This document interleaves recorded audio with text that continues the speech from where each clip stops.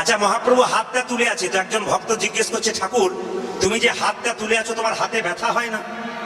তখন মহাপ্রভু বলছে, ব্যথা আবার হয় না? ভক্ত বলছে, তাহলে নামাও। বলছে, নামাবো কি করে, তোরা তুলছিস না ওই জন্য আমি নামাচ্ছি না। তখন মহাপ্রভু বললে, ভক্ত বললো, তাহলে আমি একবার হরিনাম করে তুলে দিচ্ছি, তুমি নামিয়ে দাও।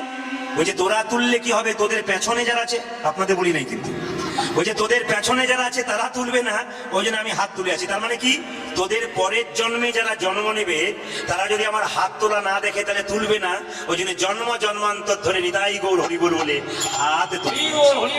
তাহলে তাহলে মহাপ্রভু কত দয়ালু দেখুন। আপনারা যারা হাত গুটিয়ে আছেন তাদের কাছে নিবেদন রইল, হাত গুটিয়ে কেউ ভদ্রলোকের মতো থাকবেন না। কারণ মহাপ্রভু হচ্ছেন কলিযুগের ভগবান, তিনি হাত তুলতে বললেন, আর আপনি যদি ভদ্রলোকের মধ্যে দাঁড়িয়ে থাকেন তাহলে মহাপ্রভুর এমন বাণ আছে যে বাণে আপনাকে বিদ্ধ করলে নিতাই গৌর হরিবোল হয়ে যাবে। তাই যেখানে হরিনাম হবে একবার হাতগুলো তুলুন তো, প্রেম সে তুলুন।